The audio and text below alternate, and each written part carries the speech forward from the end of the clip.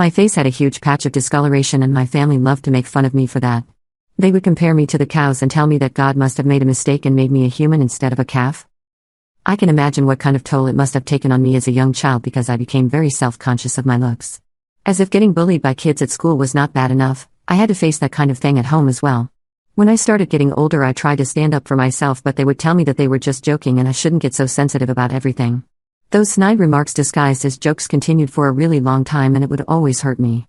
I was really relieved when I got to leave for college because then I would finally be on my own, and I chose a college that was the farthest from my home so I wouldn't be expected to come back often, and would only return for the holidays. In college, I was the happiest version of myself because people were a lot more open-minded here, and I decided that once I graduated there was no way that I would be going back home at any cost. Another reason that I did not want to go back home was because I had finally found the love of my life when I was in college, and that's the guy that I'm getting married to now. Jacob and I became friends in our first year and started dating towards the end of our second year. Since then we have stayed together and it is the best thing that's ever happened to me. While my family made me feel like I was the ugliest person on earth, he made me feel exactly the opposite. When I went back home from my sister's wedding in my final year of college, I was going to tell them about Jacob so I could introduce him to them when I came back for the holidays that year. But something that they said at the wedding made me feel so awful that I decided that after I graduated from college I would not like to keep in touch with them anymore. On the day of the wedding, one of my uncles was kind of teasing me about how it was my turn next, and if I had somebody in mind then it was the right time for me to come up and say it to my parents. He was just messing around with me, but my grandmother made a remark about how it was very unlikely that I would have somebody because with that face I would never find anyone, and my parents were the first people to agree, and then they started laughing as if it was the funniest thing. Everybody got awkward and didn't really say anything, but that comment really hurt me, even though they had made comments like that several times before. I don't know why, but that particular incident hurt me like never before, and I made up my mind that they did not deserve to be part of my life. A couple of months after my sister's wedding, I graduated, and as a formality I invited my parents to the graduation ceremony. They attended and we were cordial with each other. I even introduced them to Jacob as my boyfriend, and they did not even bother to hide their shock that somebody as normal as him was willing to be with me. By then I had told Jacob all about my family and how cruel they were, so he did not interact much with them either. After the graduation ceremony, I thanked my parents for paying for everything through college, and I told him that as soon as I could afford it, I would pay them back. I also told them that I had decided to stay and I wouldn't be going back to the farm with them. That seemed to tick them off a bit, but I said that I liked the city life more, and they left after a really cold goodbye. Since then a couple of years have passed and we haven't really had any proper contact. They wish me on my birthdays and on the holidays since I don't go back home anymore, and I wish them back, but that's about it. And I'm really happy with this arrangement because after the way they have treated me my entire life, I think this is for the best.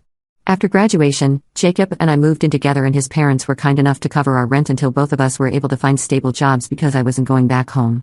A couple of months ago at the beginning of this year he proposed to me and I accepted. It was about time since we have been together for ages now, and recently the invitations were sent out. My sister and her husband received one, but I did not invite my parents or my grandmother, and I think the reasons for that are pretty obvious.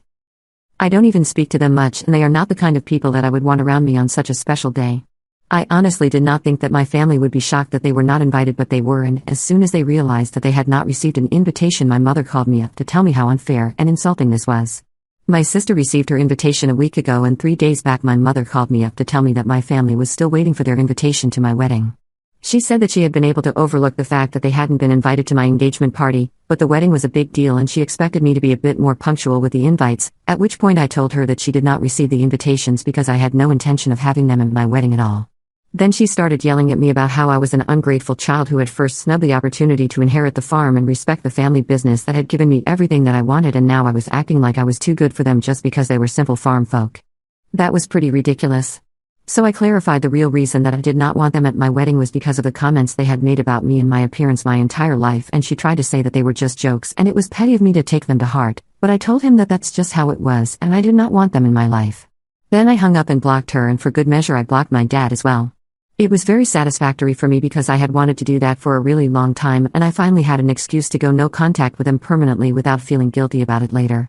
But within 2 hours of that my sister called me up and told me that she was willing to cover the cost of everything, right from flying our family down here to the cost of accommodation and even having them at the wedding. But all she wanted me to do was just extend an invitation to them and apologize for what I had said about not wanting them in my life.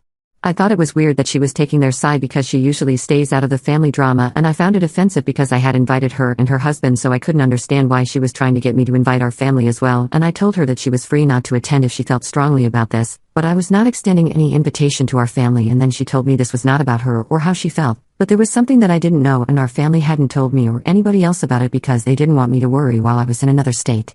But my mom had actually been diagnosed with stage 2 lung cancer a couple of weeks ago, and apparently it was her last wish to see her daughter getting married. They had apparently kept this a secret because not only was I in another state but I was also getting married in a couple of weeks, so they did not want to put a damper on the celebration by sharing this somber news. Apparently my family didn't know that my sister was telling me about this, but she was just really desperate for me to invite our family and make amends with them because this was my mother's last wish, and she told me that I would regret it for the rest of my life if I didn't invite them and at least try to fix my relationship with my mother before something happened. That news changed everything because now I felt like I would be the bad guy forever if I didn't make amends with my dying mother. I mean, how do you hold a grudge against somebody who has been diagnosed with cancer? It's really difficult, especially when that person is your own mother. So I was a total mess after that phone call with my sister and had no idea what to do until I called Jacob and told him all about it, and he was the one who suggested that they might be lying for sympathy.